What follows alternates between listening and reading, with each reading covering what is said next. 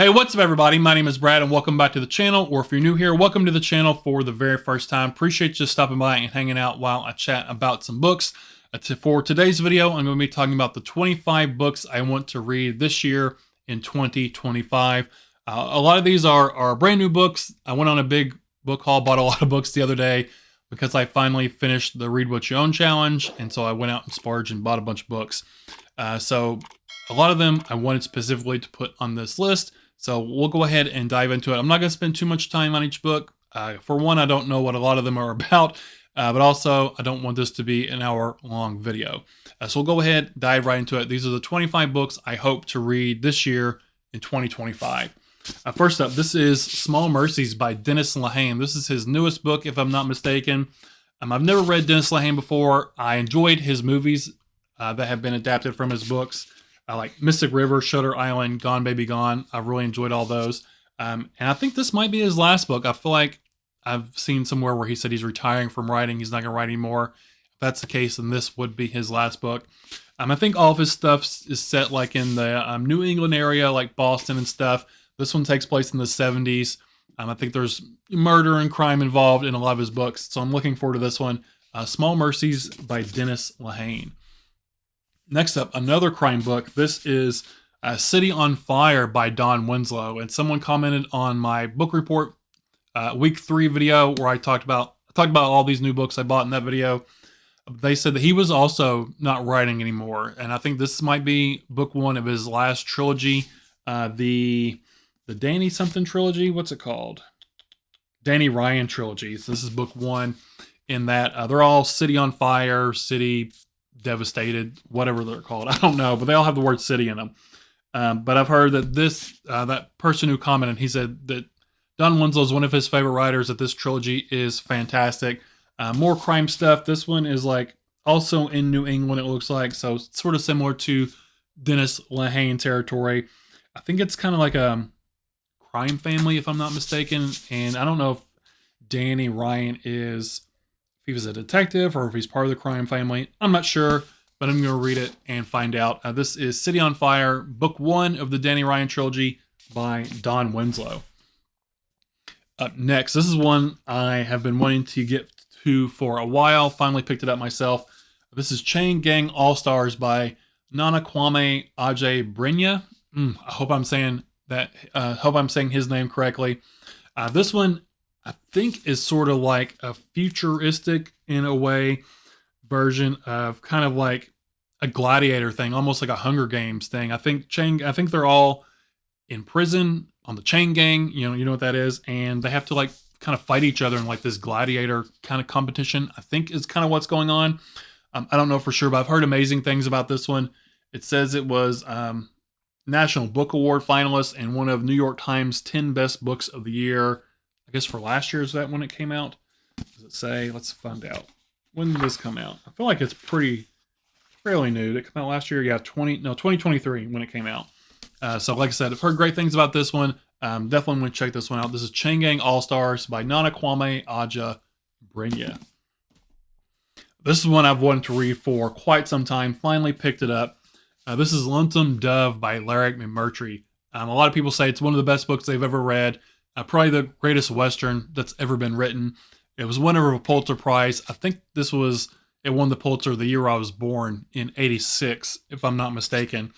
And I mentioned this in my book report video the other day, but I was scrolling through Instagram, I think it was, and came across a guy who had just started reading it. He read like the first 40 pages. I don't remember who he was.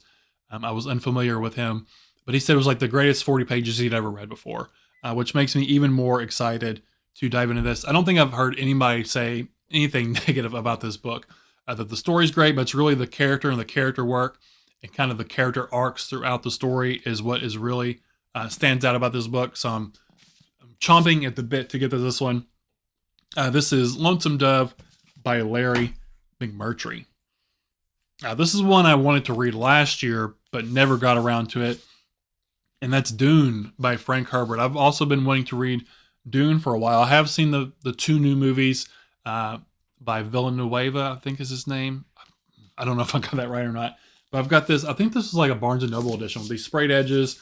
And it's got really gorgeous end papers on the inside. I enjoy the movies. I definitely want to finally get to the book. And if I like this, like I think I'm going to like it, continue on with the series. At least the ones that Frank wrote. I've heard that the ones his son wrote, I don't know if they're sequels or prequels. It might be both. Those aren't as good. But I definitely want to read the ones that Frank wrote. If you have any knowledge about Dune, let me know down in the comments. If the ones his son, are those worth reading? If not, I don't know. Let me know, because I really don't know much about Dune and Frank Herbert and his son, and which ones I should read, maybe which ones I shouldn't. But Dune, one I've been wanting to read for a long time. Got this beautiful edition. I've had it for a few years. I need to finally get to it. This is another new one I picked up. The Bluest Eye by Toni Morrison. I've read her book, Beloved, I think is what it's called. And I really, really like this one. Like that one. I've heard this one is, just kind of sad, which I feel like is kind of the theme for a lot of her stuff. I think it's about a girl. I think it's about a black girl who wants to have blue eyes. I think there's like a little white girl and she wants her blue eyes. And she's sad that her dark skin and curly hair, she doesn't have, straight hair and blue eyes like this little white girl. I think that's kind of the gist of what's going on. But this is also the winner of that was Pulitzer. This is a Nobel Prize winner. So award winners all around. This one is The Bluest Eye by Toni Morrison. I really want to read more of her stuff. Like I said, I really enjoyed Beloved. I've heard this one's really good. Do we have some of our other ones in the front? Oh yeah, there's a bunch of them. Yeah, Beloved's in here. I've heard Song of Solomon's good. I've heard Sula's good. God Help the Child. A lot of her stuff I want to check out. But this one's The Bluest Eye by Toni Morrison. Next up is Night Film by Marisha Pessl. I feel like I had this one on my list I wanted to read last year as well. This one sounds pretty cool. It's got like a bunch of pictures in here and stuff, like articles and internet clippings and emails and things. I think it's a murder mystery. I think there's like this director who's kind of this weird, not egotistical, but like eccentric director, makes these like underground, kind of just weird, strange movies. And I think his daughter gets murdered. I think that's the plot here. Ashley Cordova, the mysterious gifted daughter of the reclusive film director Stanislas Cordova, is found dead in a abandoned warehouse in Lower Manhattan. I promise I can read. It doesn't sound like I could, but I can. So this one sounds cool. I like murder mysteries. I've heard this one's great. Just a really good, gritty murder mystery. Maybe with some, I don't know, something weird going on with the dad, maybe, since he's kind of like this reclusive guy. But this one is Night Film by Marisha Pessl. I picked up Theyre There by Tommy Orange. This one's also one of New York Times 10 best books of the year, and it's a Pulitzer Prize finalist.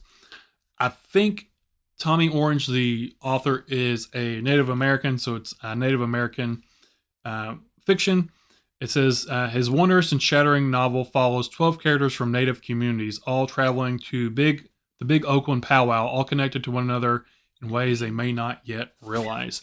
I really didn't know anything about this one, but I've seen this one on a lot of different people's lists, and I recognize the cover, so I picked it up. So I'm looking forward to trying out one I really don't know much about and a new to me author. This is Theyre There by Tommy Orange.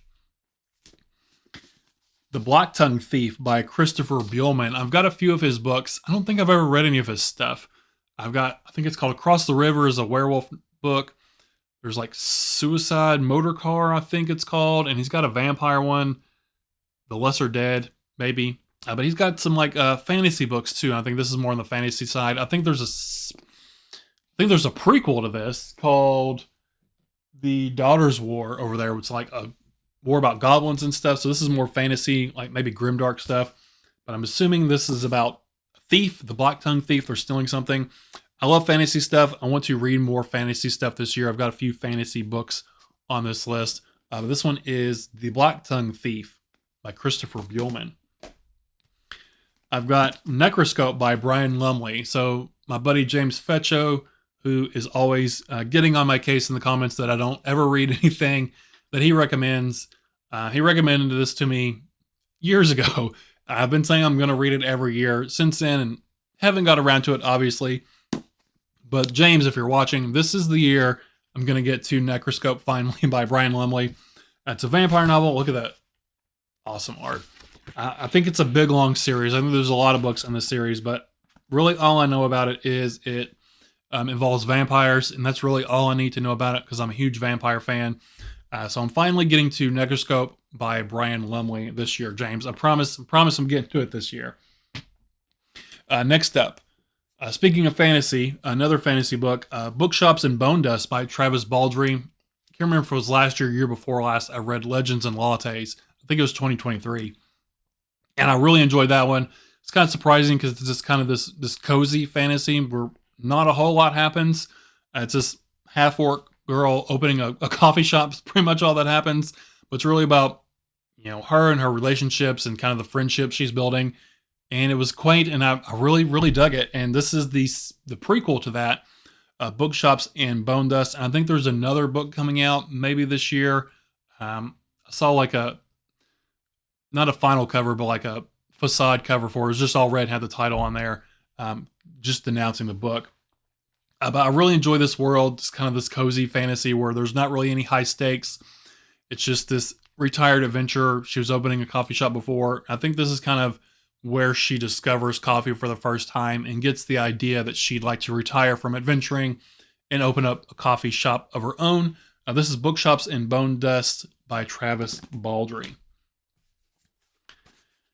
This one is Revolutionary Road by Richard Yates. And honestly, I don't know anything about this one. I picked it up at Barnes & Noble solely because of the cover. I don't know why, but I really dig the cover. Just this old car on there. It looks like it takes place, well, it's when it was published, 1961. I don't know when it takes place, if it's in the 60s or not. But I think it's just the story of, it looks like, just kind of this husband and wife. Frank and April Wheeler, a bright, beautiful, and talented couple who have lived on the assumption that greatness is only just around the corner. With heartbreaking compassion and remorseless clarity, Richard Yates shows how Frank and April mortgage their spiritual birthright, betraying not only each other, but their best selves. So it's just kind of like a family kind of drama, I think, just about these husband and wife and maybe what their aspirations are and maybe not reaching those aspirations. But yeah, this one sounds cool. Revolutionary Road by Richard Yates. This one is one of my favorite authors. He's only got 3 books out. The 2 books I've read from him have been 5 stars, without a doubt. And this was his debut novel. It's also a vampire book, so I definitely want to get to this one. It's In the Valley of the Sun by Annie Davidson. This was a Bram Stoker Award nominee, probably for debut novel. It looks like it takes place in the 1980s in Texas. I think there's like Texas Rangers and whatnot involved. But it's one of my favorite authors. It's, again, dealing with vampires, which vampires is probably my favorite horror fiction beast that there is out there. So that combination of those two, I'm definitely pumped for this one. In the Valley of the Sun by Annie Davidson. If you haven't read his work, definitely check out The Boatman's Daughter and The Hollow Kind. I love his writing. He's more kind of lyrical horror than some of the other people, but I just love his stuff. His prose is breathtaking. So excited for this one. In the Valley of the Sun by Andy Davidson. Up next, Salvage the Bones by Jesmyn Ward. I read her book, Sing Unburied Sing. It was actually the first video I ever did for the channel. I'm sure it's not a very good video. Don't go back and watch it. But I really enjoyed her stuff. Sort of the Southern Gothic, Southern grit lit. And I think this one's like about a big flood that comes through. A hurricane threatening the town of Bois Sauvage, Mississippi. So kind of timely in a way as well with, what happened in North Carolina and stuff with the floods there. I think this is due to a flood from a hurricane and kind of the devastation from that. So Salvage the Bones by Jesmyn Ward.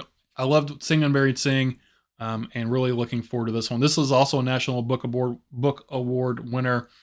Lots of award winners on this list. So Salvage the Bones by Jesmyn Ward. This one is Geek Glove, another National Book Award finalist. I don't know why I think that is funny, but Geek Glove by Catherine Dunn.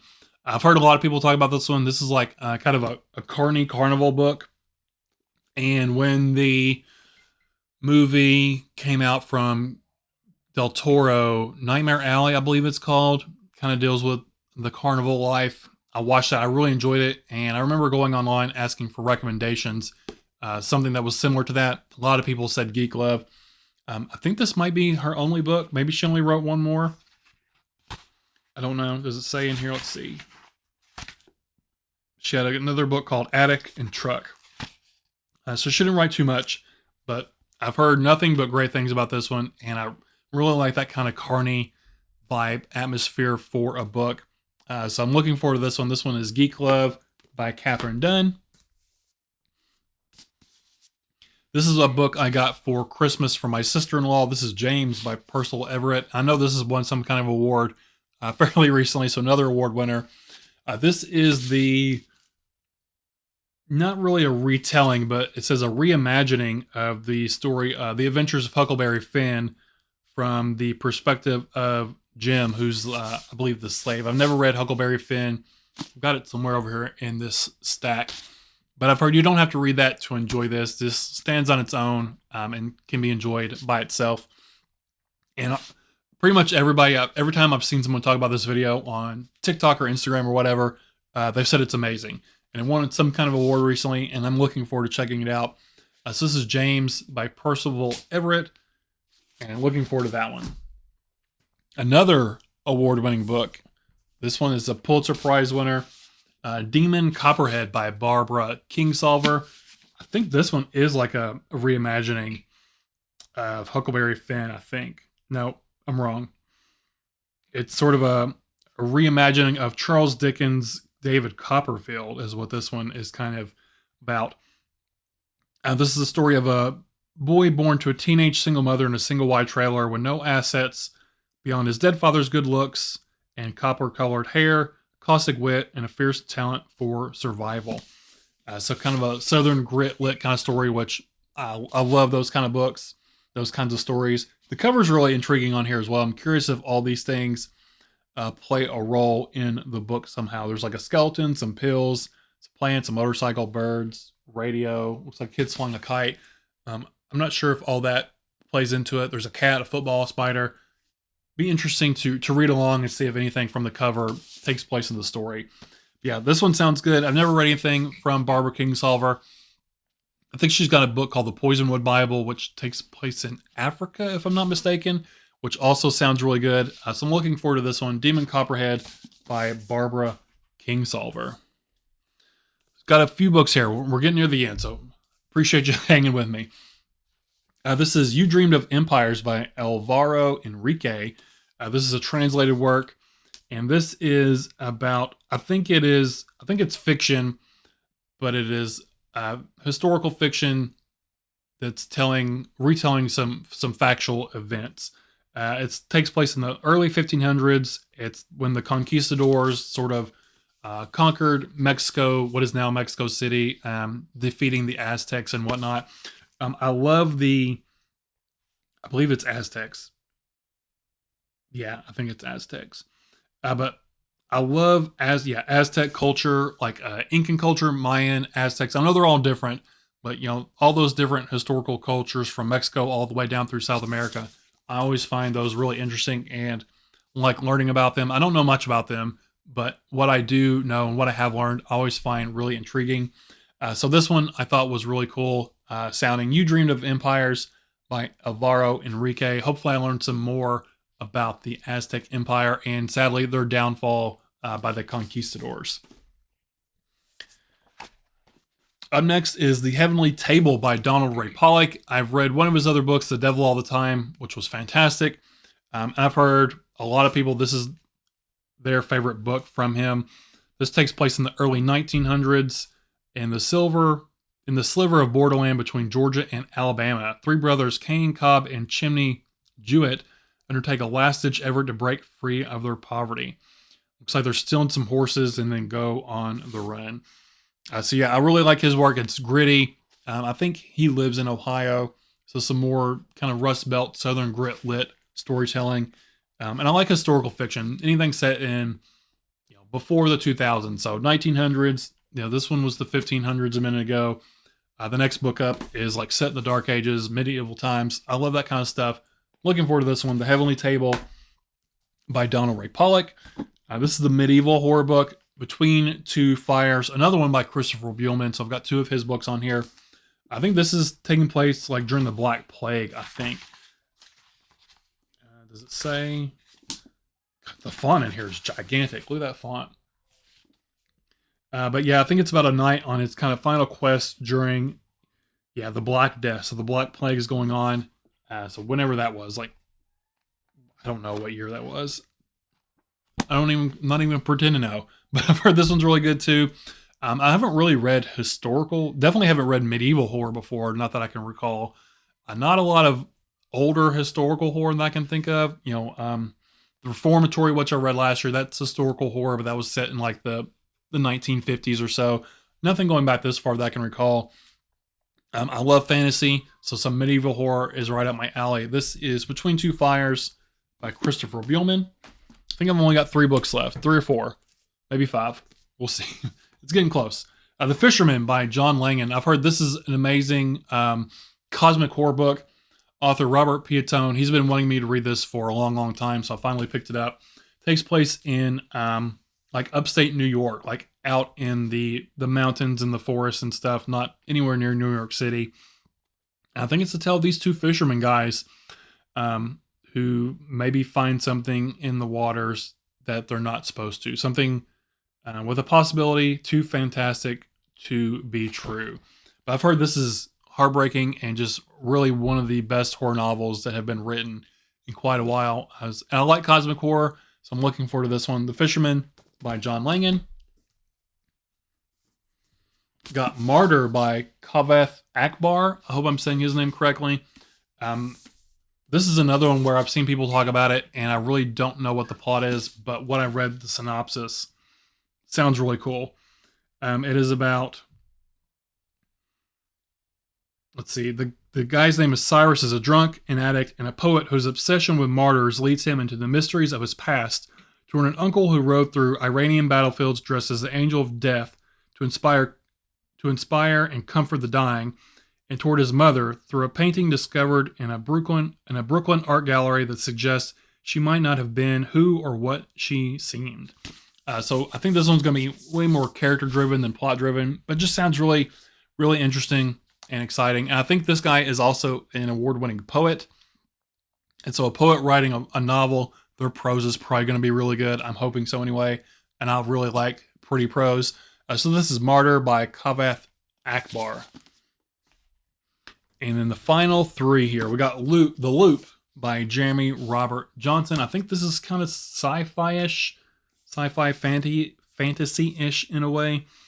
Stranger Things meets World War Z is what it says. It's a conspiracy thriller set in a sleepy tourist town in the Pacific Northwest that also happens to be the home of a biotech firm.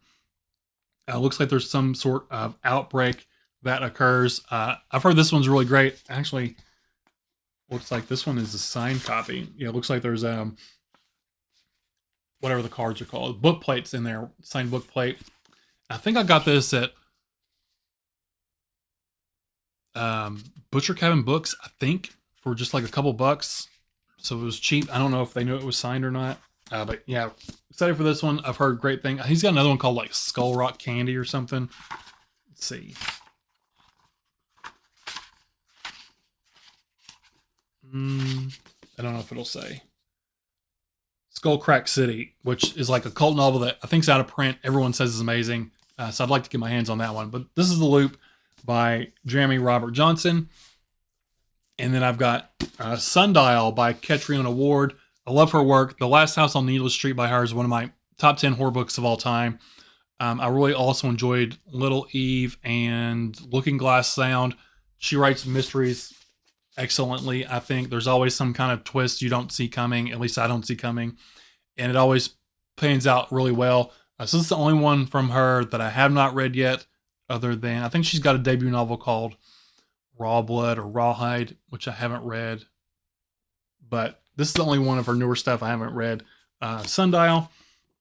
This one is Let's see.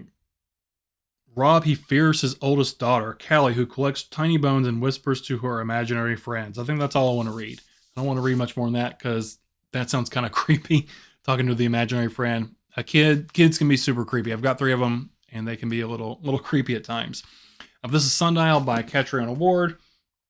And then the final book out of the 25 I want to try and read next year is The Summer That Melted Everything by Tiffany McDaniel. Her book, Betty, is one of my favorite books of all time. I know I've said that a few times in this video, but man, it's like the most beautiful prose and most heartbreaking story you'll ever read. It's just like soul crushing. It was great. And this is, I think, her debut novel, The Summer That Melted Everything. She lives in Ohio, so I think all her stuff sort of takes place around that area. It says, Fielding Bliss has never forgotten the summer of 1984. The year a heat wave scorched the small town of Breathitt, Ohio. The year he became friends with the devil. So that sounds awesome. I'm going to probably save this one for summertime. The Summer That Melted Everything sounds like a perfect book to read for summer. But that's Summer That Melted Everything by Tiffany McDaniel. And those are the 25 books I want to try to read this coming year, or this year, not this coming year, this year in 2025. Will I get to them all? Maybe, maybe not. Who knows? But I'm going to try. But if you've read any of those, let me know what you thought about them down in the comments below. If you think there's any I should prioritize and definitely read first, sooner rather than later, let me know as well. But that's all I have for you guys today. So appreciate you hanging out, spending your time with me. Again, my name is Brad, and I'll talk to y'all later. Bye.